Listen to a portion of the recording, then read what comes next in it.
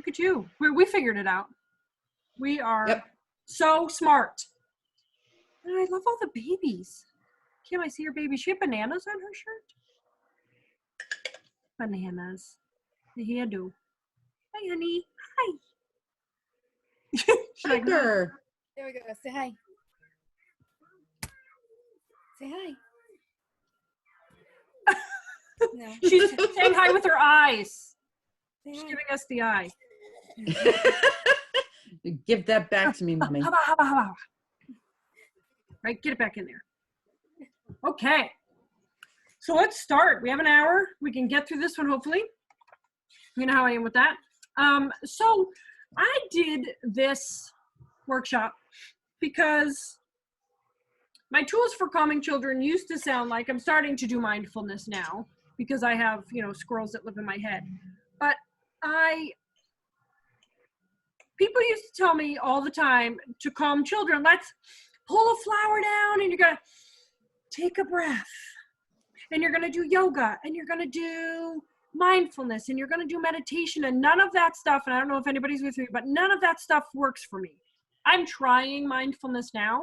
I met a man who is really easygoing and he's kind, and I'm like, okay, I'll try with you. So I join. I don't lead the mindfulness. He does.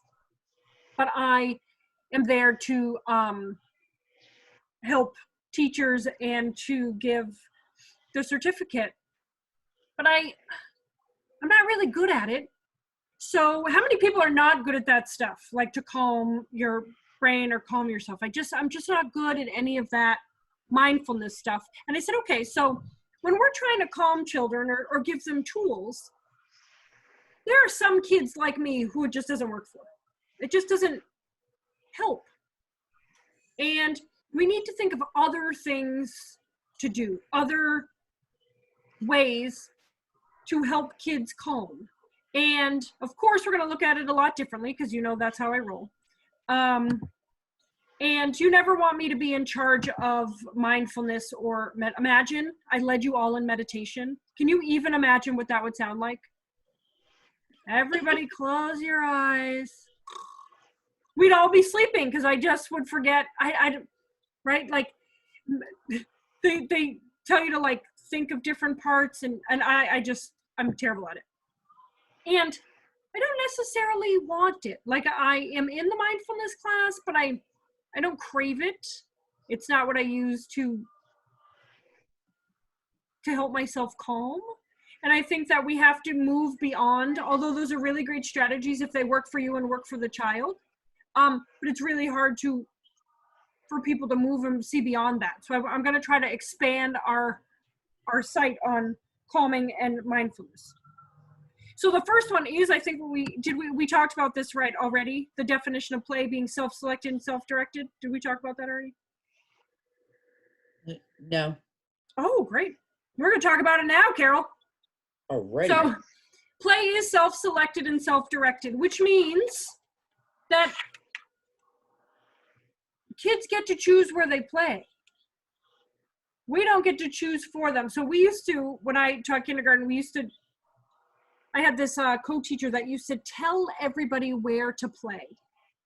And they were on like a checklist. Nobody understood the checklist. She explained it to us 1,000 times. We had no idea what it was. We had no idea what was happening. And I just would check kids off, whether they were at the center or not. I didn't know how to use it, so I just checked kids. And she was like, did they really go to literacy? Oh, I don't know. I just checked it off because I don't, like if a kid plays in blocks all the time and we are a play-based center and you are a play-based center, then you have to make sure that you are getting all the stuff that the kids need in the block area, or find other ways to put blocks in different areas so they can learn. So it's self-selected means they choose it. It's self-directed, right? It's called tools for calming children because if you put a kid in an area he doesn't want to play in, how does that go for you? Have you seen kids when you're like, oh, sorry, dude, Legos is full. You got to go to the science area. And that kid's like, the science area? I don't want to go to the science area. Or go, like, if you had me go play Legos, I'm like, right? My son loves Nerf gun fights. It's like, Mommy, want to play a Nerf gun fight? but just say we're going to play a Nerf gun fight, because when you ask me, I want to say no. I don't want to play Nerf guns. Ever. I don't ever want to play. I don't ever want to play Nerf guns. Because anybody not like Nerf gun fight? I can't. They're running around, and then you have to pick up all the Nerf guns, and then even when I have vodka, it's still not fun. But he goes, then Mommy, why do you play? Well, because Bud, you like it. And I love you, so we'll do it. But it's self-selected, so he selects it. I can't imagine I would, if I didn't have a love for Brennan, I would never play Nerf guns, ever. Because for me, I would never select it. And then it's self-directed. So he's allowed to go upstairs on our balcony. He's allowed to shoot from inside the house, but I'm not allowed to go inside the house because he feels panicked, because he will always, because he's 8, he backs himself into a corner and he can't get out, and he feels frantic. So it's self-directed by him. There's lots of rules that I don't know are rules until I've broken them. How many people have kids that's the case? You're like, oh, that's right. Oh, I didn't know that was a rule. Yes, I've told you before. I'm like, no, I've never heard that before. And the activity stops when the fun stops. So when I'm done with Legos, I'm out. Play for me is a thrift store, right? That's self-selected and self-directed. And when the fun stops, I'm done. Or you go out to dinner, right? Which is play for adults. And when you're done, you're done. It's time to go home. I'm tired. I'm all finished. Now, what if someone made you stay there? Do you think you would be calm? Nope. We used to have, if you have any sort of timer, you have to watch out if that is affecting play. So you can be in there for 15 minutes and then we're going to set the timer and you have to leave. And I'm like, so I understand, I see that all the time, but just know that you might not have a calm child at the end. I saw this happen in one center, that the teacher, this little boy had a hard time. He was very impulsive. I loved him because I thought, that's what I look like as a boy, a little 4-year-old boy. And he would go to all different places. And so they paired him up. They paired everybody up. So they paired him up with a little girl. And the little girl was really good at staying in the area she was supposed to stay in. And then when he moved, they said, well, where's Sophia? You're supposed to be with Sophia. And I was like, oh my gosh, the kid he doesn't even know where he is. Now he has to know where Sophia is? And you're asking a kid who's egocentric at 4. And I thought, so now he has to go. They're like, well, they have to play together. I said, well, they're not playing if they want to play in different areas. One person's playing, whoever is in the area they selected. The other person is not. They're just following the rules. Right? It's not play anymore when you have to go with somebody. And play is the only activity that unifies the mind, the body, and the spirit. That's why we play. We know that kids learn through play, right? Do we all know that? That is the vehicle for a child's learning. You know who doesn't know that? Everybody who tells us what to do, right? How many people think the people who tell us what to do don't know how kids learn? Oh my gosh, all the time. I'm like, wow, what are you talking about right now? No. Try to get that in behavior sometimes too. Oh gosh, I can't. So then we have to look at the multiple intelligence of kids.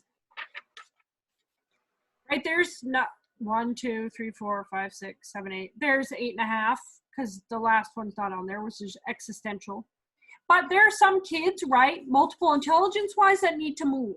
So you're going to see a kid not calm if they need to move and you make them sit crisscross applesauce and be still. It is physiologically impossible for people to sit still and pay attention. How many people are moving and grooving and doing something, and some people take notes, some people knit at my workshop, some people, the one I did this afternoon, the woman just stood up behind her chair. She's like, I'm not leaving, I just can't sit. And I was like, oh, first of all, you could do that in person, you could do cartwheels, I don't care. Virtually, I definitely don't care. But right, I've been to your school enough to know that people get up and walk around and need a minute. Right, what if I made you all sit crisscross applesauce on the floor for the 2 hours and then, right? No, Nikki's like, nope. Right, I can't sit crisscross applesauce. I'm sitting like it right now.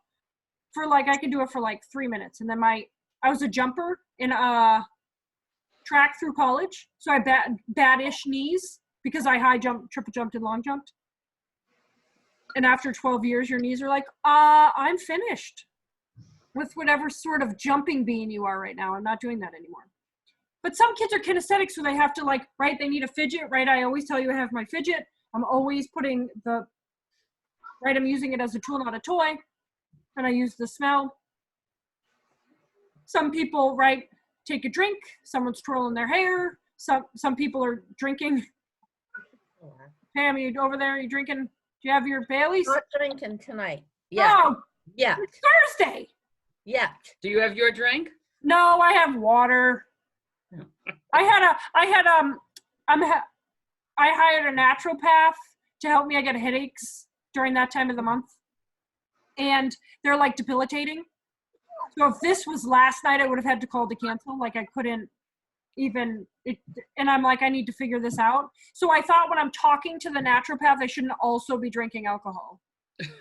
Really? Right? She's trying to like cleanse my liver, and I was like, I probably shouldn't have a vodka and tonic while I'm talking to you. The first time I made it, and then I felt guilty and I didn't drink it. I just left it off camera so she couldn't see. And this time she's like, how's your water doing? I was like, oh, look, I have it right now. I like showed off a little bit. But if you're kinesthetic and you are asked to sit still, my son would lose it in public school. He has 2 hours of outside time and recess a day out of the 6 hours he's there, 2 whole hours. I said, you know what, bud? You have to eat and go outside. You have 20 minutes to do both. He's like, Mommy, I think my brain would explode. And I was like, I know. So we have to make sure that kids are moving, right? They're not sitting still for too long. Then there are some kids that are linguistic, some kids that are logical, some kids that are interpersonal, intrapersonal, musical. Music is the first intelligence to form. So that's why we sing the alphabet. Have you ever tried to say the alphabet and not sing it? If you try to say it, what happens in your head? You singing it? We have the book Puff the Magic Dragon, and it's the song, but I try to read it, and I'm like, Puff the Magic Dragon lives by the sea. Can you hear me singing it and not reading it? It's so hard. And then why don't you know the alphabet backwards? Not like turning backwards and saying it frontwards, but like actually being like Z, Y, X, U, V, W, W, V, U, T, S, R, right? There's no song the other way, so we don't know it. For you to be able to learn how to do it backwards, you have to sing it, right? So when kids are trying to learn something, and sometimes when they have to calm, song is good. Music is good. It's the first one in kids. And I'm going to make somebody's day today because I'm sure somebody here doesn't know. But Baba Black Sheep, the alphabet, and Twinkle Twinkle Little Star all have the same tune. Mm-hmm. Did we know that? I think I was like 32 when I found that out. And I was like, what? And then I only knew Twinkle Twinkle Little Star and ABCs. I did not know that Baba Black Sheep did. And I was like, oh, yeah. It's just the same tune to different words. My son knew that at like 5.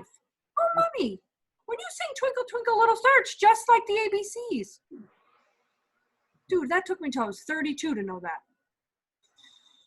I don't know. I probably shouldn't have admitted that because he probably thought I have a dumb mother. I have a mother who's not very smart. Visual, spatial is another multiple intelligence. Naturalistic, it's the kids who love to be outside. Do you have kids that perform so well outside? It's usually the kids that bounce off the walls inside. The minute you let them out, you know the kids that I was in Linda's classroom and hanging out with my buddy there. He was so good outside. Much better outside. Yeah, he was. Yeah, right? He was so much better outside. And then he came inside, and I think he felt those walls were too close. When I taught kindergarten, I had a little boy, sort of like our buddy Linda. And went outside, and he was great outside. Inside, he would come inside, he goes, oh, it is so tight in here. And I was like, oh, I think that's a good way to put it, bud. He goes, it's just so tight. He would like try to stretch himself out and be like, The minute he'd go outside, he felt better. So you have to keep kids' multiple intelligences in check. When I was working at a school, they had paid me, I mean, it was one of my first jobs, and they paid me a lot of money because I came from childcare where we make 37 cents an hour, right? So they were paying me a lot of money in what I thought was a lot of money. And I was like, whoa. And I went in, and they had me work with the 8th graders who had bad self-esteem. And I said, okay. There was one group. Well, they put all the dumb math kids, that's what they call them. I would never call them that. The dumb math kids in one group, and then the smart math kids in another group. But the dumb math kids knew they were the dumb math kids, and the smart math kids knew they were the smart math kids. And I was like, oh, no wonder. So I went in and started to work with them, and one of the first things they said to me is, Meg, do you know I'm dumb in math? And I was like, first of all, I don't agree with you. And second of all, I'm also dumb at math. How many people are really good at math? We would have a different job probably. If you're like really super good at algebra, like really, really good at algebra and geometry, what happens? You do work with that. And I don't do work with that at all. So I did their multiple intelligence test. And I found out the kids that were in the dumb math group were also kinesthetic and naturalistic, which meant what? They need to move and be outside. What's the problem with that in a public school? Where do you learn? Inside, and you sit still. And I was like, oh, the reason you're seeing them up here, right? They were excitable and they were like, what?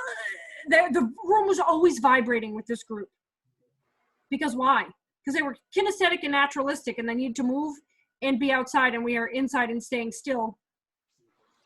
So the tool for calming children is that these teachers needed to help these kids get outside and learn. And they were like, well, we can't do that. Okay, well then you have to deal with the vibration of the room. Because you're not taking who they are into account. Like out of the 15 of them, 13 were kinesthetic and naturalistic. 13 to 15 kids. And I thought, come on, get it together. And that was like the second week I had worked with them. They kept me on all year to try to help. And I was like, I already figured out the problem. I figured it out on week 2. And they kept paying me. And I was like, right, they had grant money or something. So they kept paying me, which was great. But I had already figured out the solution. And they didn't want my solution. So all the other solutions I thought of had to do with their multiple intelligences. I just hid them differently. I kind of tricked the teachers. I'm a good trickster. Yes, did you see that? Someone's having fun. I don't know who it is, but maybe they had some vodka. Who's running around having fun? Who is it? I don't know. I'm trying to see who wasn't muted. Linda. Izzy? Linda, you have kids running around your house? No. No? No, you can't hear someone going, woo! A kid? I don't know. They sound like they're having a ball. Yeah, but everybody's muted. That has I know, it sounds like Izzy. No. It's Well, just, you can't see Jess. She's a shadow.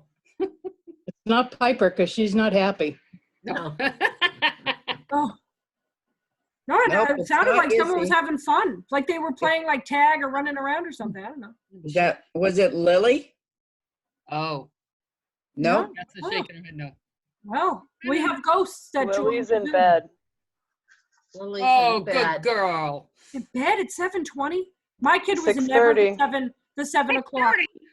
6:30? Yeah. Uh-oh. Oh, that's not No, gonna that's look for you. normal. Oh, is it likes her normal? to Oh, sleep. I'm like, that's not gonna look for you. That kid's waking up at 3 in the morning. 4:35, yeah. In the morning? Yeah, but we're up at 4. In the morning. Well, why?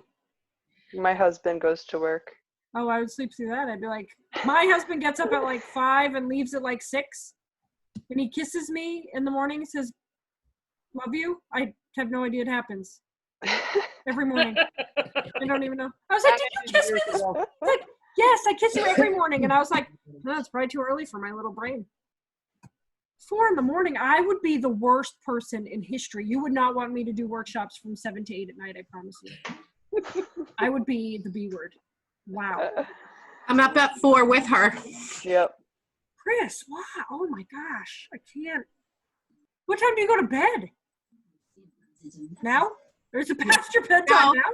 20 Like minutes ago. Like 9 o'clock. Yeah. I would sit at 9 o'clock like this. Do, do, do, do, do, do. I would dance. And no, I couldn't. Well, I guess if I woke up at 4. Well, if I woke up at 4, I would take 7 naps before 9 o'clock. I couldn't. All right, so learning styles and modalities, that's another thing we have to look at. So in schools, there's a lot of visual and auditory learning happening. Like, so think about calendar at Circle, right? That's visual and auditory learning. We look at it, we listen to it. How would kids who are tactile kinesthetic learn calendar best if they had a calendar or they got to have their own, right, their own calendar to like look through and cross off, or their own like little mini calendar to use. There's some kids that are hands-on, which means they have to feel the stuff. So to know that this is a rectangle, how would I know that this is a rectangle?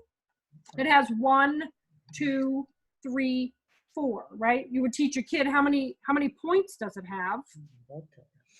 And then, right, then you'd measure the sides. You couldn't just, right, that's hands-on.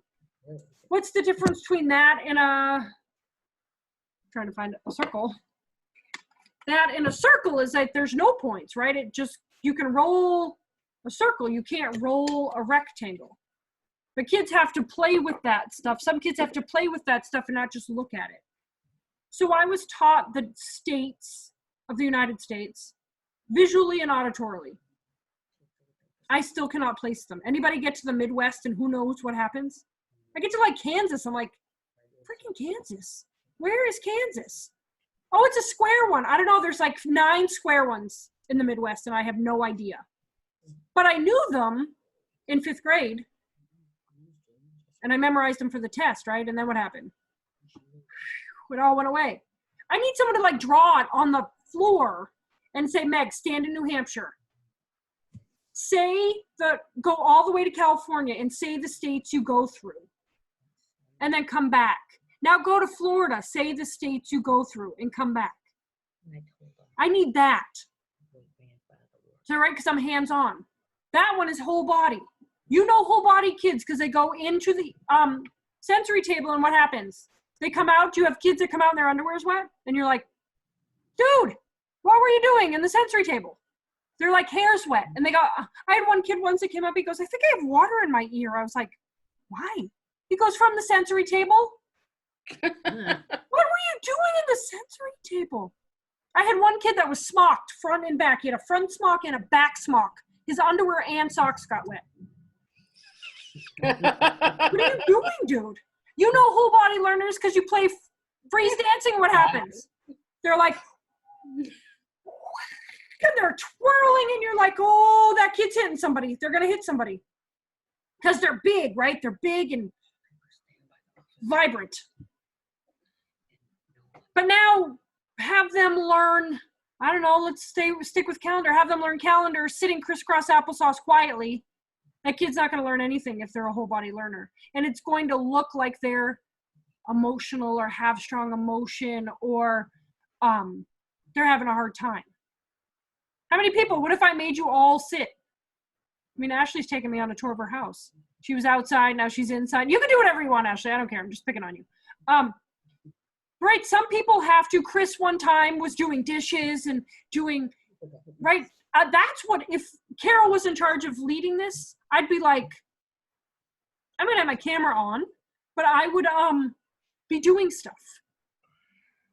When I'm in a Zoom workshop, I like to listen and like write notes or make a to-do list. I'm always doing something else because I'm whole body.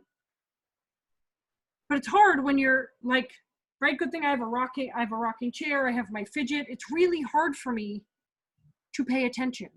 And I look maybe out of control if you made me sit still. I just would be able to do it.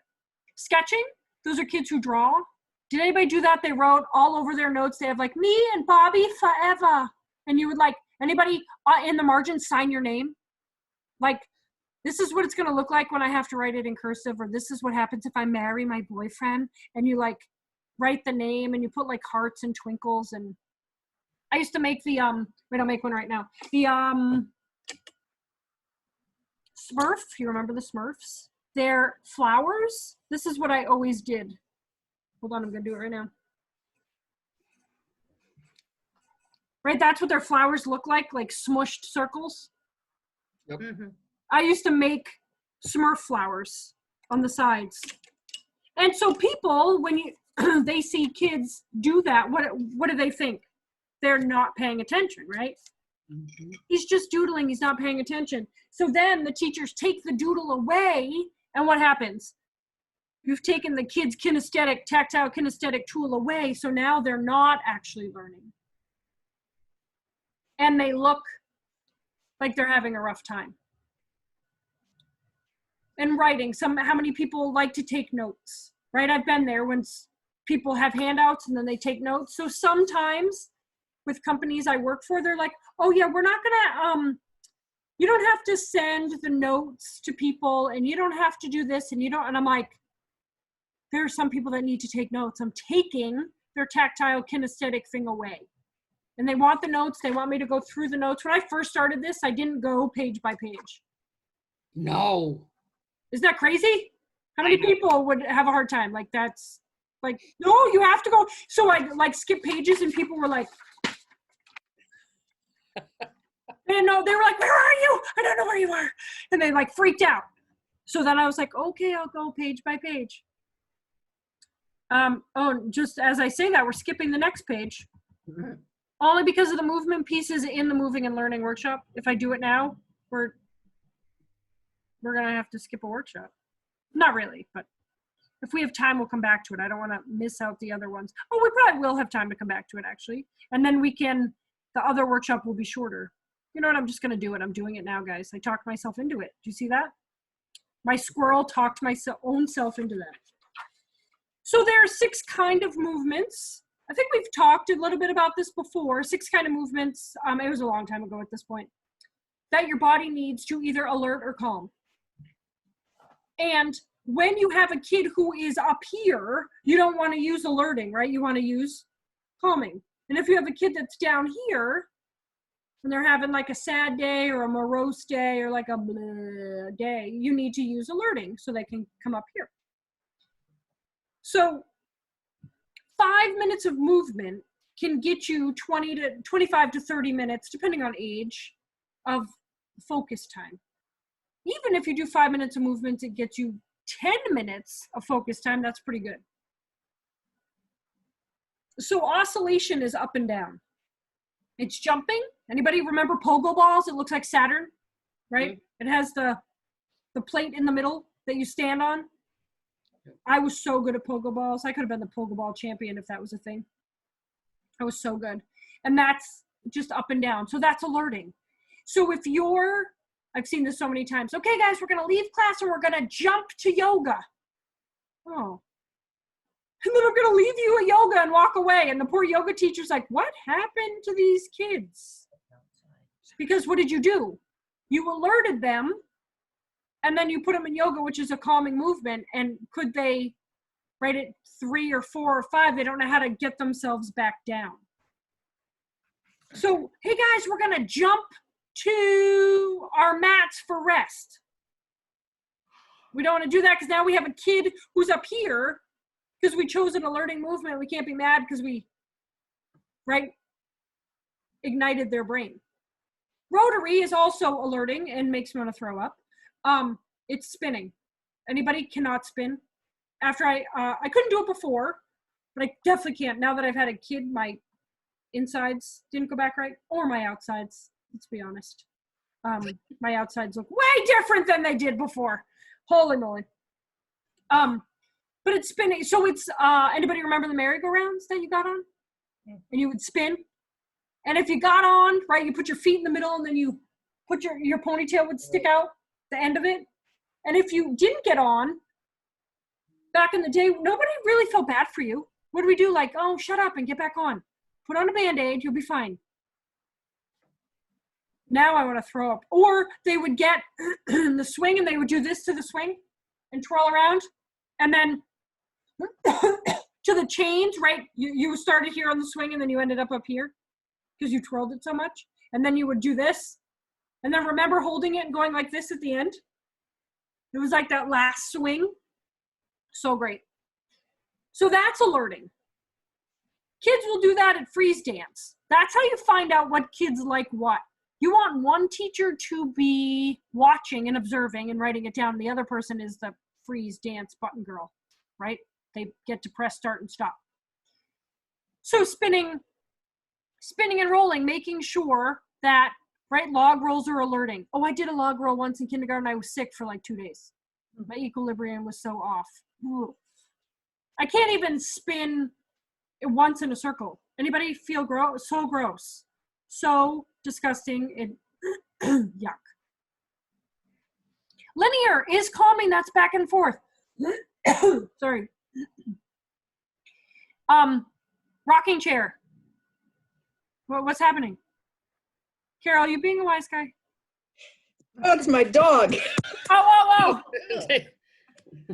Daisy's going nuts. Oh, I did. When I looked, Linda was laughing and you were laughing. I was like, oh, I missed something. I felt like I was not in the party and I wanted to be part of the party. Now I see your dog. I didn't before though. What kind of dog is it? It's a cross between a pit bull and a red bone coonhound. Oh, I saw don't the pit bull. I thought it you. was just a pit bull. Look her. She turns a year old tomorrow. Oh, it's little. It's a baby one. Oh, look at the little face. Yeah, she has the Daisy. Look this. What's this? No, not my finger. Oh, there she goes on the computer. Oh boy. She's typing an email to her friends. Oh. And you got the butt. We're in my house, we say that, oh no, we got the wrong end of the dog. And my dog wants to be close to you. Do you know how many times he's like backed up into us and we had to like change our pants because he put his butt on our pants and we're like, dude, come on. He's stained a couple pants backing up into us. Silly dogs. So linear is back and forth. It's why, right? This is calming. And you need a lot of rocking chairs if you have any sort of calming space or reading space. Rocking chairs are great. Rocking horses are great. So I redid this environment for this school once, and I put I got rocking horses and rocking chairs, and like the rocking horses now like come fuzzy, right? Or they come as giraffes, and the teachers, I walked by the classroom and the rocking instruments, right? The rocking chairs and rocking horses were out in the hallway. And I said, why are they out in the hallway? Because they would just catapult. They would hold the ears of the rocking horse or the handles, and they would catapult themselves off. And we didn't know what to do, so we put them in the hallway. I said, well, it's a lack of skill. They said, yeah. I said, well, if you put them in the hallway, you're going to put them back in the classroom? Yeah, tomorrow. Why would they know what to do with them tomorrow if they were in the hallway all day? I said, someone has to be there to say, oh, I put this in here to calm your body. This is how you use it. We've done that. I said, yeah, you're going to have to do it a lot because it's probably more fun to catapult off it. But it's made for calming. So we have to use those words, right? We can't just put sit and spins in a classroom of toddlers. First of all, you never want to put one, but right, the rotary spinning. And if you put one, you will find out how 9 toddlers fit on one sit and spin. They're sitting on it, they're standing on it, they're sitting on it, other kids. And it doesn't spin, right, because it's too heavy, so it goes down. Sorry, tickle.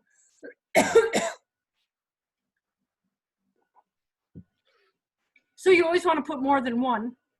But then you can't just say, have fun on the sit and spin, and turn around and walk away. There's a teaching piece to it. So when movement's involved, you have to teach what it's going to look like.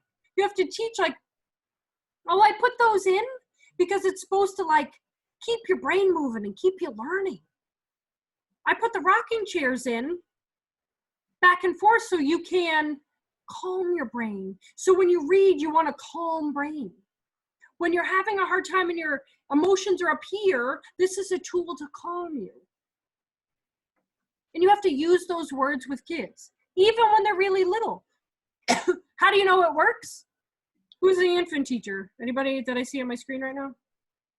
Do you rock kids, Nikki? Do you rock them? Yeah? Absolutely. Yeah, because it's a calming movement.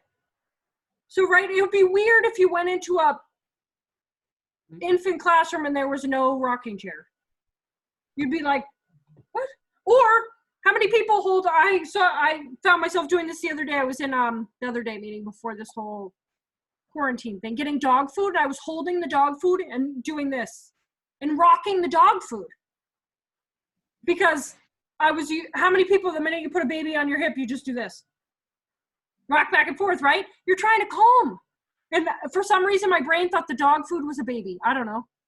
It was heavy. It was 25 pounds. So I'm sitting there in line holding the dog food like this. And the lady kind of looked up at me and I was like, oh, don't rock the dog food. I was like, that wasn't a sign. You didn't tell me I couldn't. It's So- instinct. I can't pick up a baby without not rock. rocking. Nope. I can't. Say my 8-year-old will climb on me, right? My 8-year-old goes to about my shoulders, which is big for an 8-year-old. And that is still his method of calming. Mommy, can you pick me up and go, shh, shh, shh, shh. Yeah, I can, bud. And sometimes when we're like in Home Depot or something and I can't, I hold him like front and back, right? I hold him like this and I just go, shh, shh, shh. It's still, the back and forth is still the way I calm him. It's still the best way to do it. Making the shh movement and rocking him at 8 years old still works. Meg, I'm thinking you need that gin and tonic. You keep coughing. I know, I don't mean it. I have like a tickle and I want to cough more. I'm just, you think the alcohol would, and it's vodka. That would calm it down for sure. Yeah. Okay, I think I'm good. Definitely. Should I text my husband? Please bring up a vodka and tonic. I'm coughing. He'll be like, I don't even know where he is actually. So inverted is upside down. That one is calming as well. It's also the fastest way to be cool with kids. If you can go upside down on the monkey bars, you're the coolest person in history. Quickly you are. I did it in a school. I went out and the kids were allowed to do all these movements with the teacher that they had, but not the other teacher. So the other teacher came out. Sorry.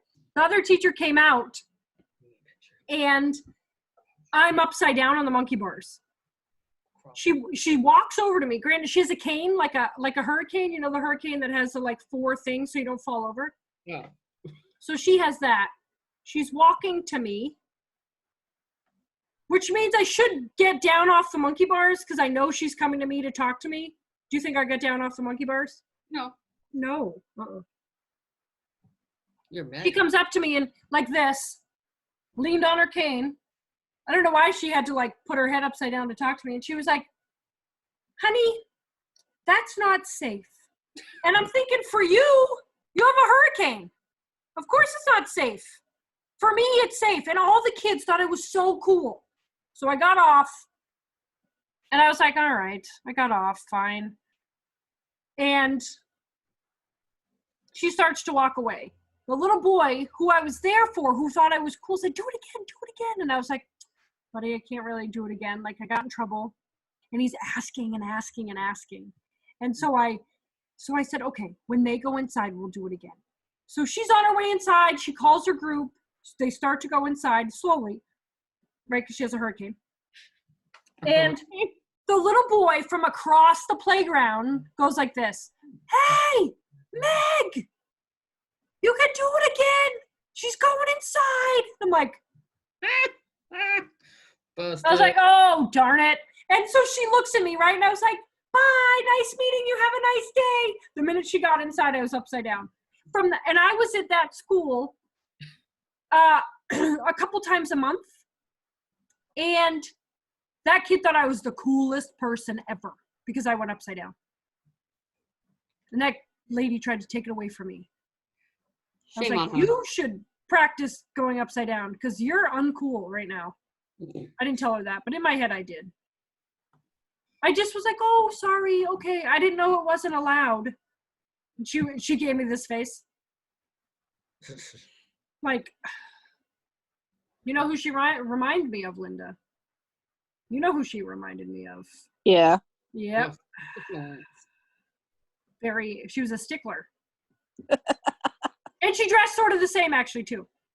Very, like, a buttoned up. She was all fancy. Say she went I have it.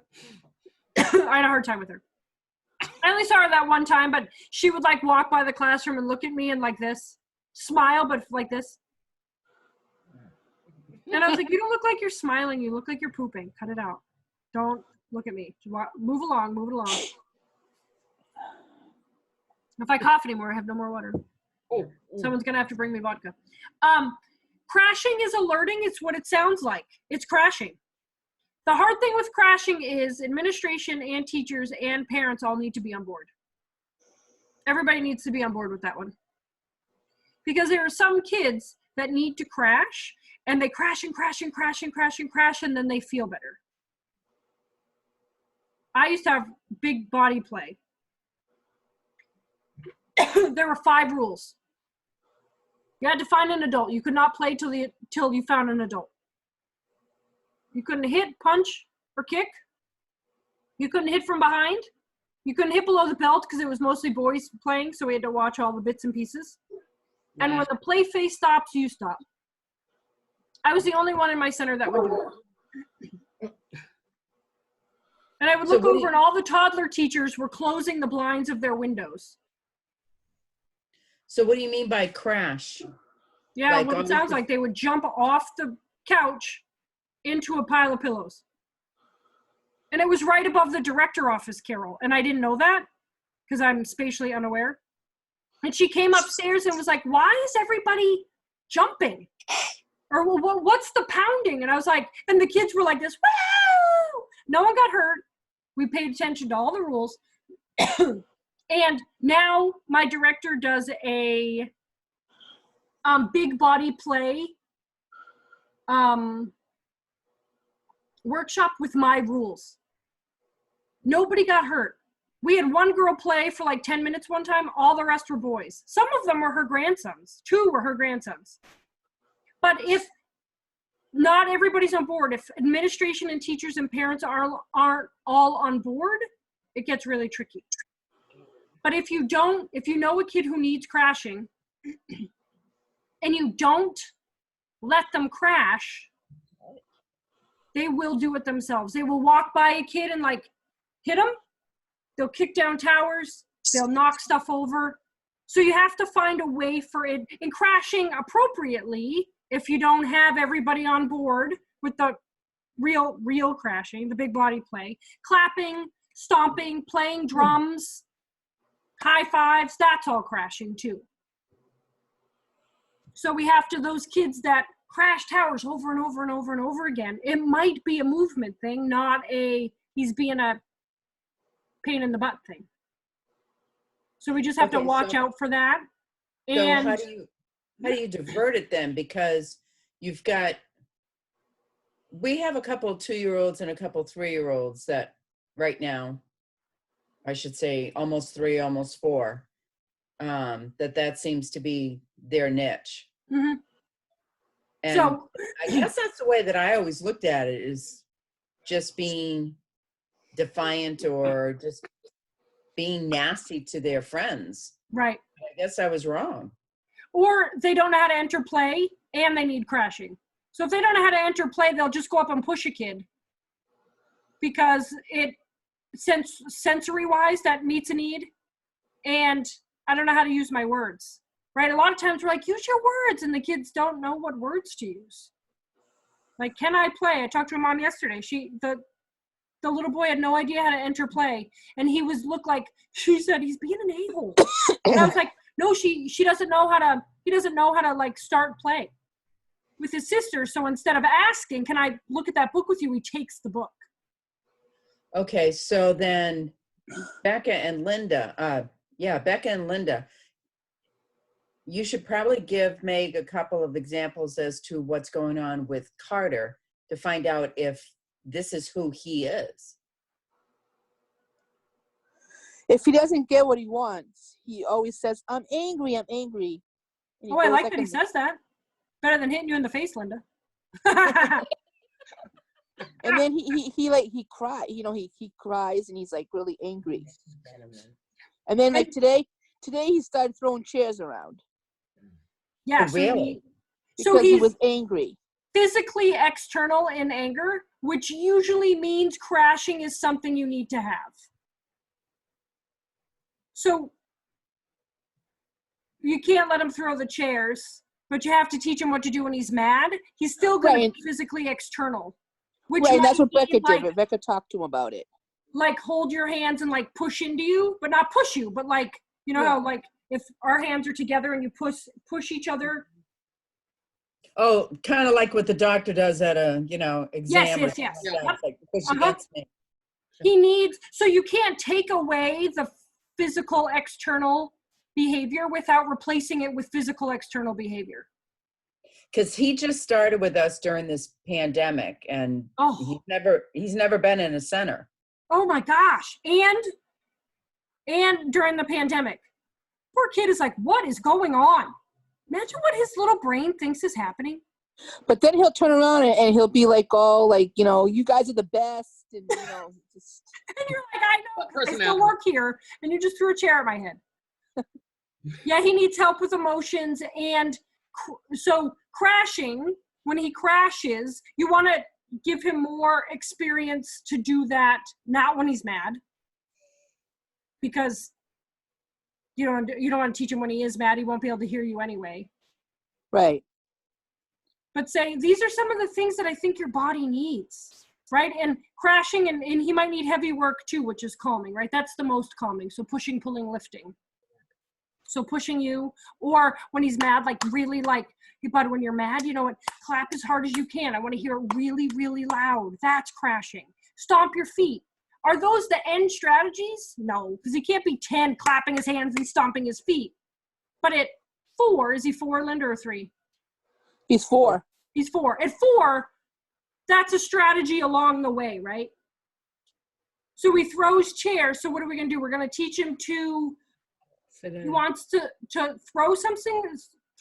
So he wants this motion. Can he hit pillows? Can you teach him to hit pillows? Can you teach him to go like this in his own hand? My son does that. He wants to throw stuff and he knows he can't because we worked on it. He goes like this.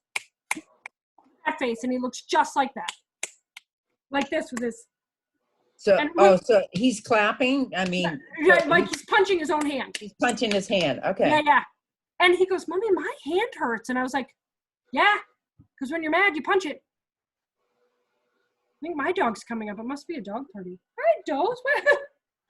I have 2 other people in the house. And When he says he's angry, I say, well, I'm angry too. And then he thinks it's a big joke and then he's fine. I like that he says he's angry, though. For 4, that's pretty good. Yeah. Especially a kid who throws chairs. Yeah, he gets doesn't get his own way. Oh, Well, well. he has 2 older brothers. But his so first time in childcare, he probably feels like he doesn't get his way a lot. Right.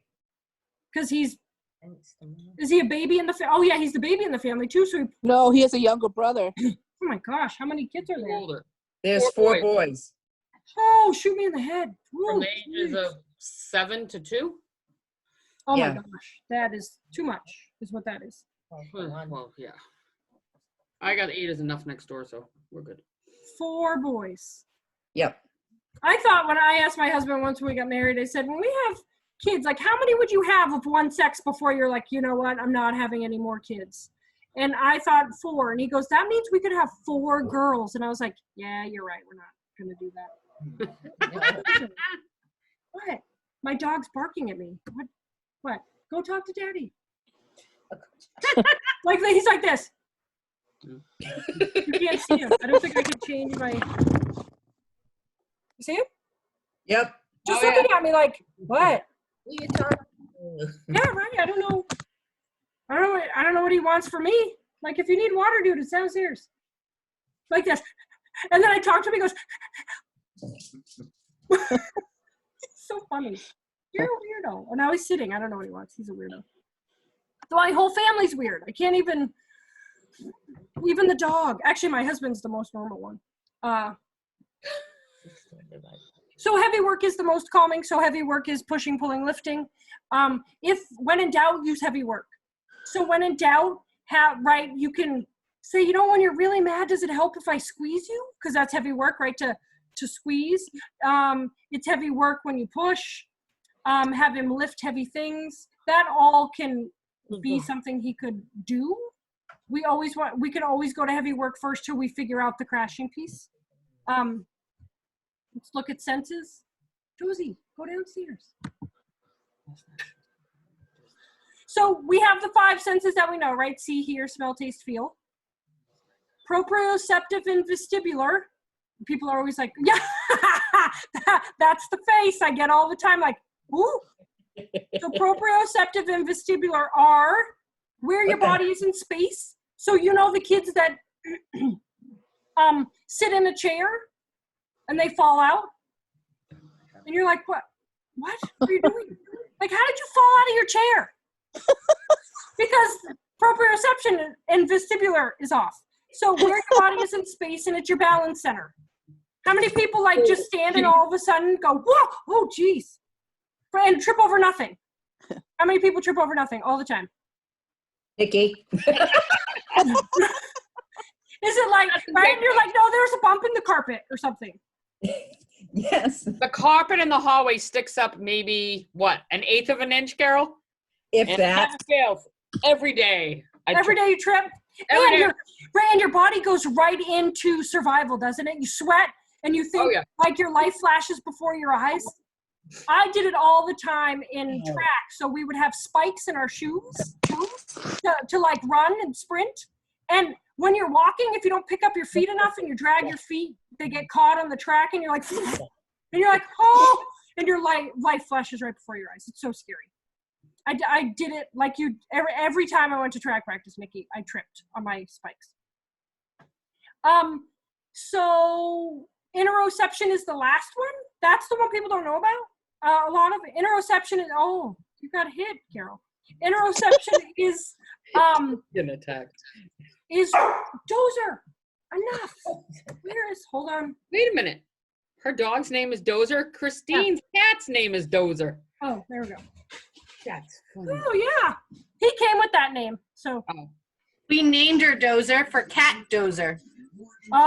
we named mine Dozer because it came with that name. So we are a construction family, so Cat Dozer's excavation. The Cat Dozer was what it was. We say in my house, don't go full Doze Bear. So we call him Dozy Bear or Doze Bear. We're like, don't go full Doze Bear. So full Doze Bear is like, if he ate a sock today, I'm like, Dozer, get up here right now, give it to me. And he does. And then he butt scoots around the whole house. It was under my mom's deck because he gets really excited and worked up. And I'm like, oh, that's what I would look like. If you were to make me a dog, I own the dog that I would be. It's crazy. Interoception for the 8 senses. Interoception is when digestion, having to go to the bathroom, being thirsty. So it's all those pieces is interoception. I didn't even know when I looked up senses, the see, hear, smell, taste, feel. I knew about the movement ones, but I did not know there was 8. So I did not know about interoception. And smell is the fastest way to calm, right? And lavender is the most calming of the senses. So here's the part that's interesting to me. Right, how do I change my state of alertness? How can I make curriculum sensory rich? So there are, right, put something in your mouth. So there's an oral sense and a vestibular and proprioceptive sense and a tactile, visual, and auditory sense. Notice the 2 highlighted ones are the fundamental senses. So they're at the bottom, right? They need to be down there so the other supporting senses can stack on top of them. Notice what they are. Move and touch. It's important to know those are fundamental senses, because what do we not let kids do a lot of? Move and touch. To have kids that are calm, we have to make sure that you let them move and that there's touch involved. Touch is essential to being human. I always joke, that's how humans are made. Kind of hard to make humans without touching, right? I mean, that's how we all got here. Those are the fundamental senses. So we have to have calm children, we need to let kids move and touch. Hug each other, hold hands, touch the materials they're going to use. But we've really scared people into out of that touch piece because of the inappropriate touch that has happened in the past. So we're like, it's a no touch school. Well, that's going to make it really sad. That Well, means the especially kid now falls in- during this pandemic. Yeah. Oh, Don't it's touch gonna- anything because then we have to wash it. Ugh. And you can't, like, there's not going to be a lot of snuggling going on. And when you snuggle with a face shield on, I don't know if that counts as a snuggle. No. I'm sorry, but I still hug my kids. I have to. No, I know. I agree with you. And I think there's going to be a lot of people breaking the rules. Because how are you with young kids Nikki, how are you with a baby? I And can't do it Right. We can't. because hold- when I try to smile with them and stuff, all they're seeing are my eyes, and they're And then looking you're at me like, Do my eyes smell "What? good? Are they good? Look at them. Yeah, like what? So I have to pull my face down. Yeah. Charlie and Jacob, like, who are you? I can't Maybe even I know imagine what their little baby brains are thinking. Mm. Yeah. They're probably so confused. That's why as soon as we pick them up in the parking lot, we come into the building. Mhm. My face mask comes off, so then this way, and I just look at them and I say, peekaboo, Right. and then they laugh. Like, it's me, Carol. Yes. Right. No. Yeah, I put my mask down when I see them, so I'm like, it's me. Right. That's why I told the teachers, I said, wearing them inside makes no sense to me. I get maybe outside, but even then with the babies and things like that, it's not They right. respond to facial Really act, sweat this out. your Yeah. face. But Yeah. the people making the rules, again, are not the people who are with the infants. Well, that's okay. A lot of people let them know. Yes. And I think that I've seen on Facebook, like, the new COVID, like, when school starts back up, I was like, can we just stay distance learning? That looks Oh God, terrible. no. Look at Chris's face. No. Chris is gonna quit. No, they all need to go back to school now. Yeah, now. Where you going? Chris will become a raging alcoholic otherwise. Right? Well, I will be drinking at school in my coffee. uh-huh. I'll bring you some. I was gonna say Pam's gonna provide it, right? Right. Oh, your kids come with you, don't Bringing they, that Chris? tomorrow? I teach Nikki's kids, my kids, and 3 other students. Whew. From kindergarten to 4th grade. That's hard to have your own kids, though. Mm-hmm. It's really hard to, then you're on 24 hours a day. Yep. Yeah. That's why their last day of school is next Friday, and Chris is gonna dance away with a drink. Woo! So then where do they go? I'll bring it in to you. Until their camp opens, Rainbow Land. Right. Oh, and They'll then stay you're, with me, but until something changes, but they won't have the school aspect of it. oh, do you have to teach them while you're teaching them?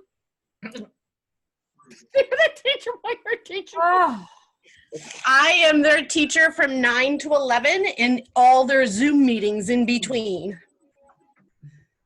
ugh. I'm not jealous of you, Chris, even a little bit. Not even a little bit am I jealous. And we've all failed 4th grade math.